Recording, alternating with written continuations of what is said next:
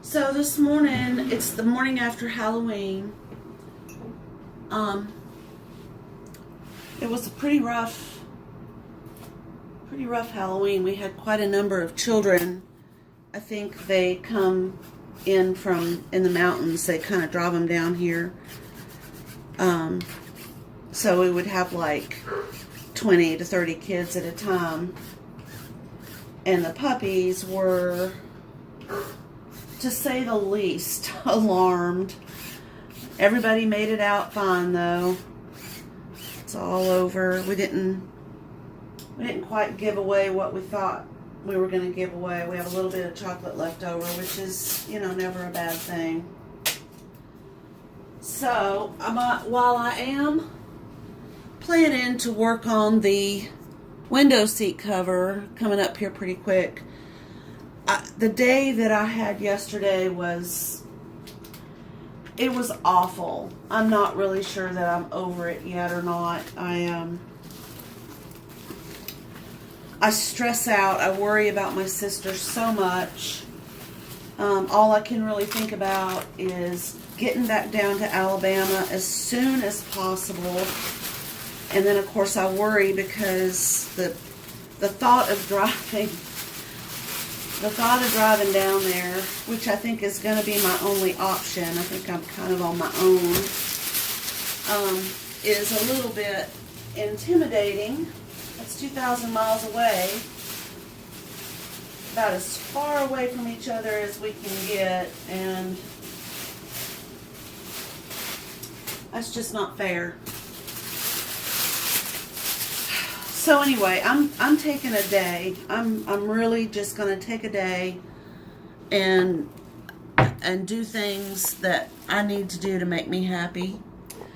So I apologize for all the camera moving. And I think I need a little bit more light in here. It's just still dark outside, so 3, 4. It's always kind of shadowy and strange looking.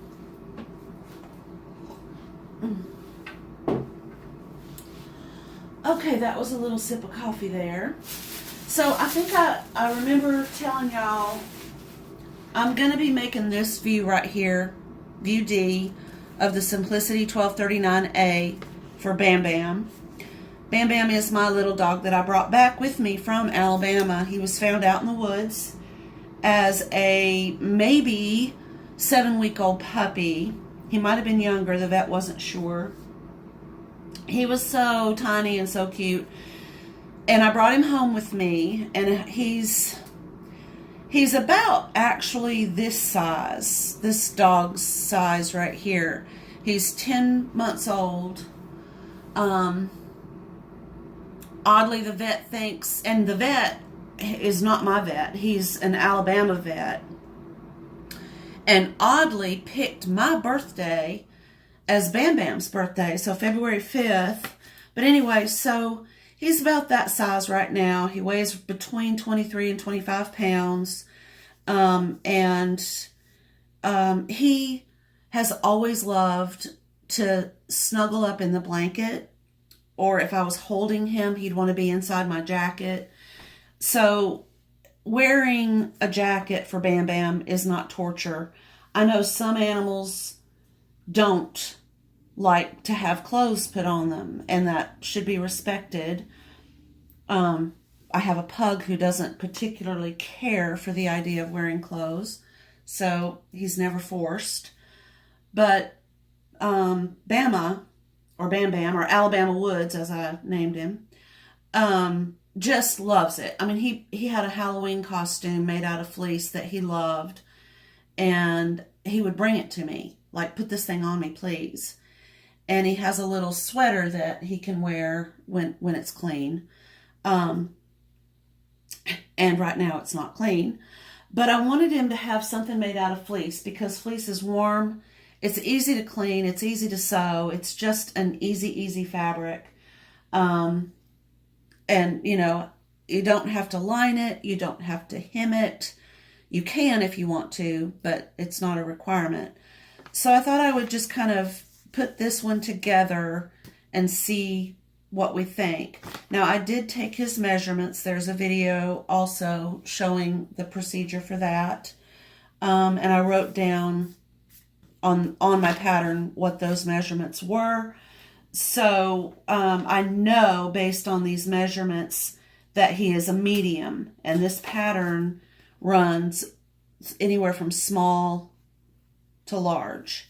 And then on the back it tells you what those measurements are and where they fall, small, medium, or large. And then that will tell you what to cut out. You can also add, subtract.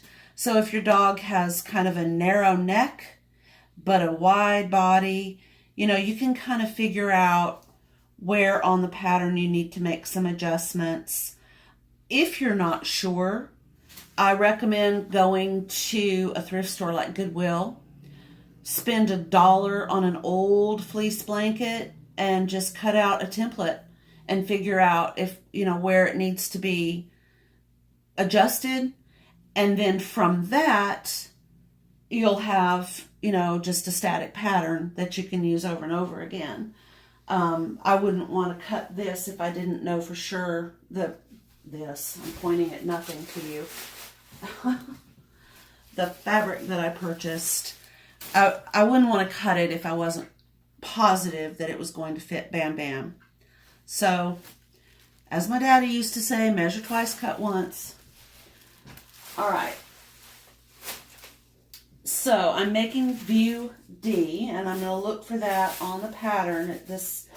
Every single pattern piece, if you've never read a pattern before, will kind of tell you where to cut for each of the views. And then right here on the front, it says front and back for view A, B, C, D, and E. So as you can see, this is a main construction piece right here. And you will be using this throughout.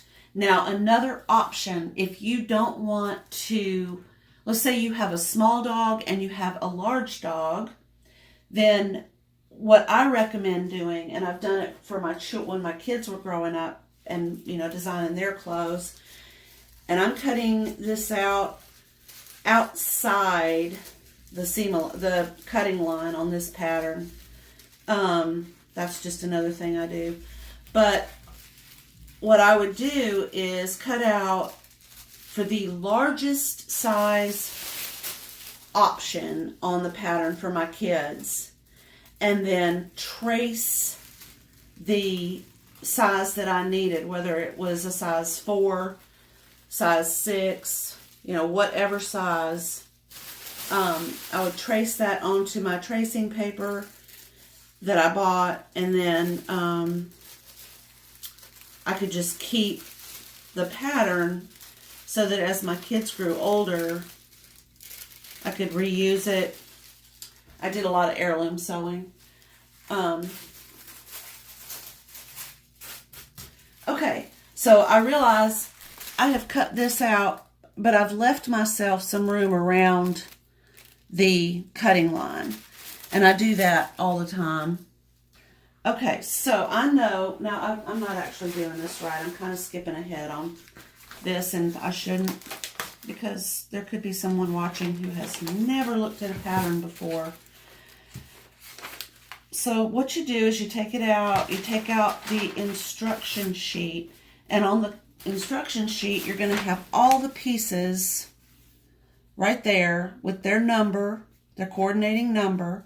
So for example, the one that I just cut out is piece number 1 by my thumb there. And as you can see, piece number 1 is labeled piece 1. All right, so for the cutting layout, it's going to tell you if you're making coat A, coat B, C, or D, and then I think coat E is down here. So we know I'm making coat D. So I'm going to be cutting piece 1 on the fold with the selvages up here. Oh, I am way off camera.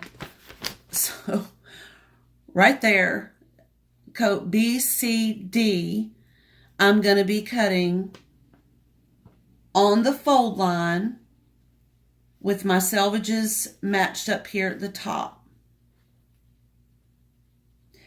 And I think that might be out of focus. It's so early, I don't know what I'm doing. Okay, and then it tells you the D contrast collar and tab. And that would be the D contrast collar and tab right there across the back. So then that tells you how to cut that out. Now, so basically what this means is I'm only going to be cutting out 3 pieces. I'm going to be cutting out 1 and then piece number 5, which is right there, and piece number 4, which is right there. Up here, it tells you under general directions for cutting, you should pre-shrink and iron all of your fabric. Now, with fleece, there's no shrinkage. It just is negligible, if at all. Ironing is not really a requirement with fleece.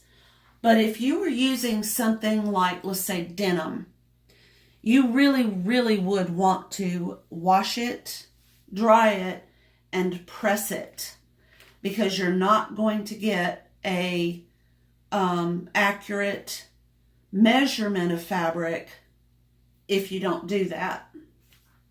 And then let's say you buy the fabric, you make the dog coat, your dog wears it one time, and then you throw it in the wash because it got muddy, and it comes out of the washing and the drying, and it's 2 sizes smaller than what you had started out at. So again, I recommend either pinking the raw edges or just clipping the raw edges. I'll go over that. There's a kind of a quick little way to deal with the raw edges before you wash your fabric for, pre-washing. I'm drinking coffee again. Hopefully this will help. Okay, so now that I know that I need piece 5 and piece 4, I'm going to set these aside. Look for piece 5 and piece 4. I think I see piece 4 right here. The other thing is, there could be individual pieces for each item. This one happens to be multi-sized, I think. Am I awake enough to see that? No, I'm wrong. This is for small. I should have realized. So, okay. Sometimes they are multi-sized. Well, I'm so glad I saw that. And that is sometimes a mistake that anybody can make, apparently. Okay, so now I need to go around here and find medium, which is right here. Okay. So I'm going to leave myself just a little bit of wiggle room by not cutting on the actual pattern cutting line.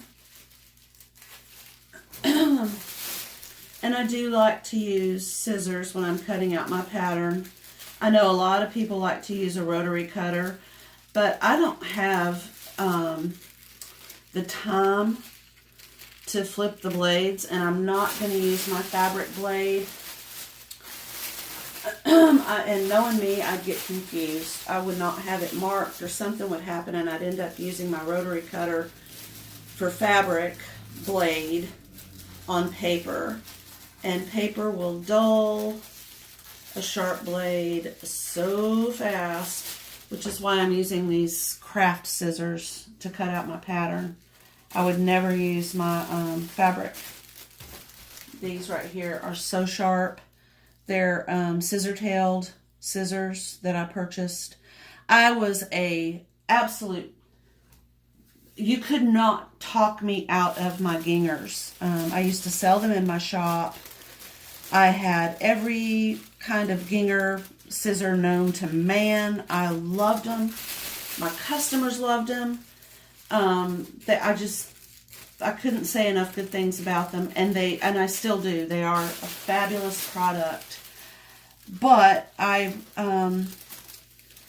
needed to either get my personal pair of dressmaker gingers sharpened or purchase another pair of, something, either another pair of gingers or something. And I did a lot of research. I searched and searched and looked and looked and looked online. And I thought, you know what? I've never used anything but ginger. So I ran across some reviews on the scissor-tailed, and I decided I've not had a different brand in so long. It would be kind of fun to try. And then if it just turns out to be a waste of money, I'll have another pair of craft scissors, and I'll just get my ginger sharpened. And these came in the mail, and I have not looked back. They're fabulous, absolutely fabulous scissors. So, all right, so what I'm doing now is looking for the collar, and this one is the medium collar. So I have the main body cut, and now I'm going to cut out the collar for the medium. And again, I'm just skimming around the outside of that cutting line on the pattern. I mean, if I get on the cutting line, I'm not going to be upset. It's just I like to have a little tiny bit of wiggle room for when I'm cutting out my fabric. And that is when I will be using my rotary, especially around all these curves and whatnot. It makes it so much easier. But as you can see, if you don't have a lot of room, if you're not blessed with a massive, huge sewing room, as long as you are patient, you can literally work off of a small space. I recently relocated my large cutting mat that I used to use in my shop, and I put it downstairs. We have a pool table that, of course, nobody ever plays pool. Why do we buy these things? It's like buying a boat, you know. Anyway, on top of the pool table, we have a ping pong table, and nobody plays ping pong. So I put my cutting mat, my huge, large cutting mat, on top of the ping pong table, and I use it as my secondary cutting station for things that require my rotary cutter. So it is getting used. It's just silly. Okay.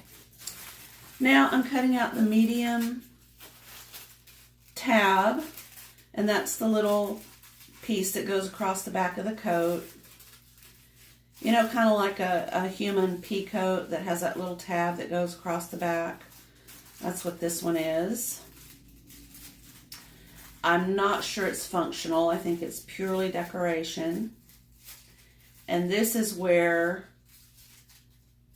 on this pattern, I believe we put the two, we have these two circles right here on either side, and I think that's where we put the two buttons that will be used. So we have the collar, we have the tab. Now my dog is a boy. I'm not going to cut out the bow. There's a little bow that goes on the collar. I don't think you can see it. Well, let's see. How about right here? Yeah, there, it shows up there. So you can kind of see on, oh goodness, quit floating around. Right there, there's a little tiny bow that you just make out of fabric. I'm not going to, because my little boy doesn't need to be wearing a bow on his collar. But if I had a little girl dog, I probably would. Okay, so now I can just fold all of the pattern back up. I could, but I didn't plug my iron in. The best way in the world to get your pattern back in the envelope nice and neat is to press it with your iron. I guess I'll do that. The stress from yesterday caused my back to go into spasms. If you know me, you know that I've been suffering from a huge amount of pain since I returned from Alabama, and I have been working really hard with my personal trainer to get myself back in shape so that I can make that trip down there again. I mean, just part of the reason that I can't fly is the sitting. It's a 5-hour flight, and I, honest to goodness, cannot sit that long. The bend in my knee from sitting becomes just unbearably painful. I have made a lot of progress since I've been back. My personal trainer has really helped me get back into shape. But I'm currently, as you can see, just bending over is a nightmare. Currently, I'm not where I need to be in order to get back down to Alabama. So, sewing is kind of helping fill the days with something fun. Alright, so now I'm going to take this iron and I'm just going to hit these pattern pieces. The heat does not hurt them. The only thing that would happen is if you made marks with your friction pin that you wanted to have stay. If you wrote on your pattern with your friction pin, which, where in the world is my, oh, there it is. I'll just give you a quick example. Let's say I wrote on here size small. And the reason I did that is because I don't have a small dog and I don't want that to stay. So let me bring you in a little bit closer. So you see where it's got the, I'm going to hit it with the iron. Poof, gone. So if there's something that you need to have remain, if you make notes that need to be permanent, don't do it with a friction pin. And then iron it, because then it would just be gone. Okay, so I'm just flattening these pieces. Oh, and I have that one that I erroneously cut out, so I'll hit that with some heat to flatten it out. And then the whole thing will fit back in this pattern envelope neatly. Like that. Now, I don't need any of the information on the remaining pattern pieces. All I need is the instruction envelope that came with the pattern. So I'm going to put this over here.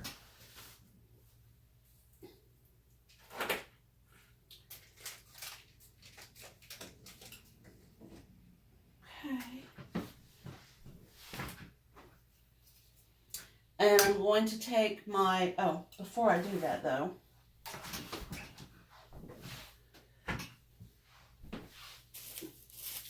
to get the best accuracy out of your cuts, and this is true of any pattern, Simplicity, Butterick, Vogue, Children's Corner, I don't care, even if it's a paper pattern.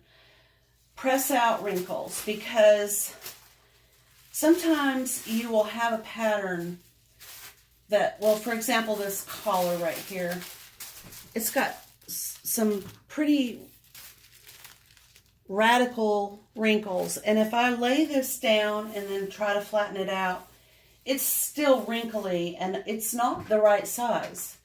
But if I just take the time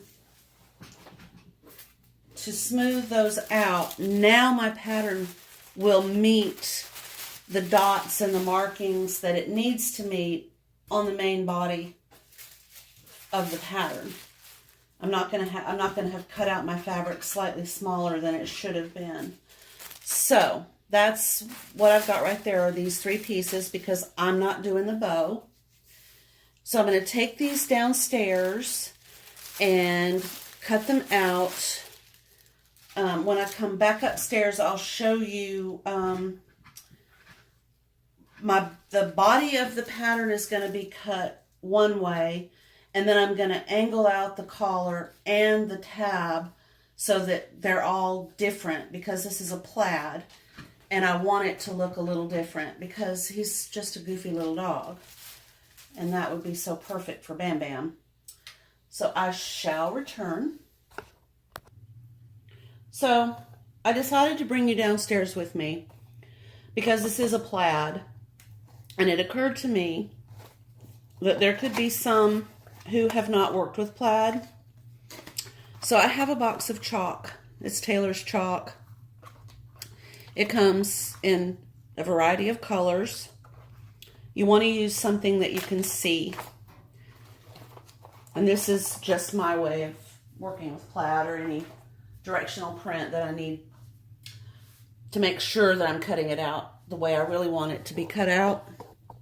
So I decided, because this should be cut on the fold, this is the part that goes over the dog's back, I'm not going to mark that. I mean, I might make a little, let's see if this yellow will work. Yeah, kind of a dash line here, because I know I'm going to be cutting this, or not cutting this. Now for around here, I'm going to go ahead and just mark all the way around the pattern, remembering that I did not cut my pattern out on the exact cutout line. So I'm kind of going up underneath the extra. And these are just little things that you learn as you go.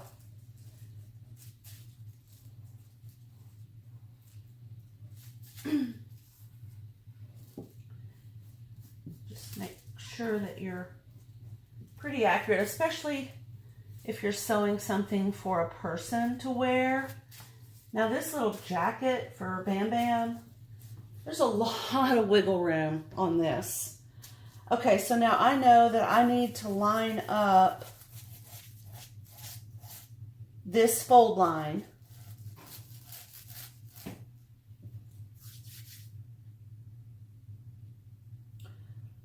right here. And it says that right there, center fold. So I'm going to unpin, and then I'm just going to go ahead and flip this little thing over and line that up. Make sure that it's where it was before. Okay, and then I'm going to pin it. Now, if this were non-directional, or if it were not plaid, where there was a pattern that I had to follow, or a nap, a fabric nap that I needed to be careful of. I'm too high here. I would just fold the fabric and cut it out on the fold. And that would be the simplest, easiest way for that to be cut out.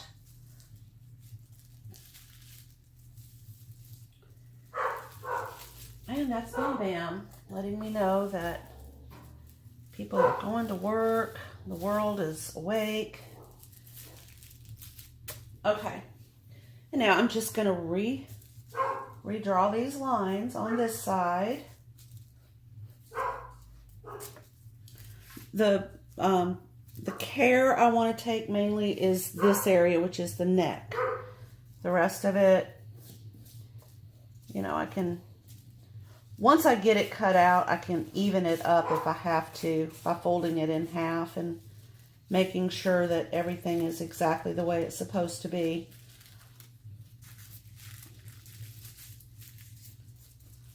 Are you coming to tell me something, buddy? Is there somebody outside? Oh my goodness. Sometimes it's hard being a puppy, isn't it?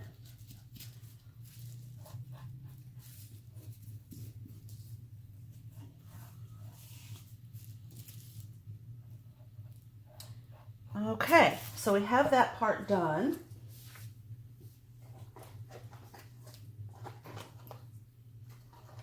put my piece of chalk back.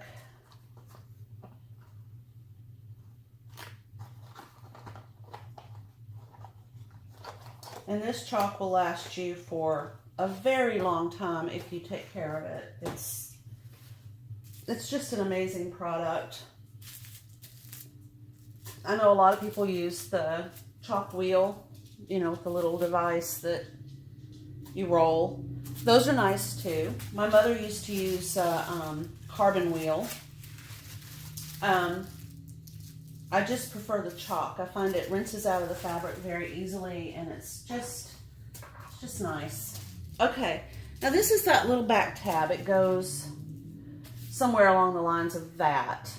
And I was thinking it would be kind of cute to have it cut at an angle so that when it's on the back, it'll be at an angle. I'm also thinking, since the back of this jacket is going to be going over his back and it's mainly the dark, that I kind of want to use a light. So I'm going to cut it at an angle. I'm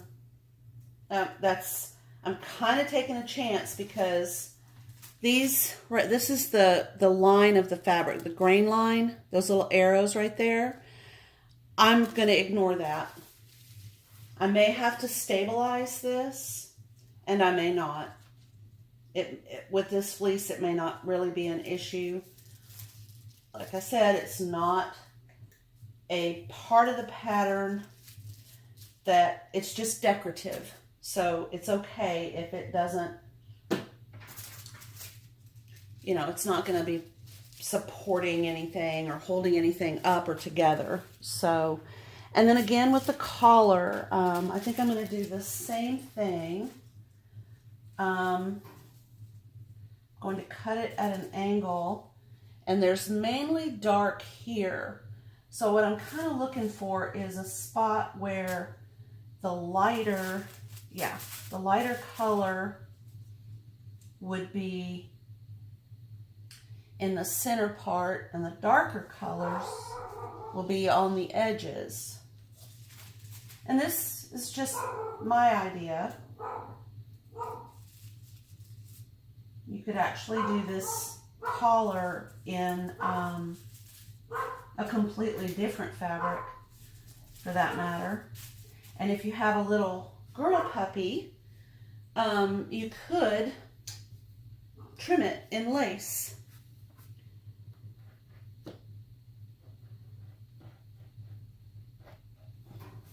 It might be real cute to trim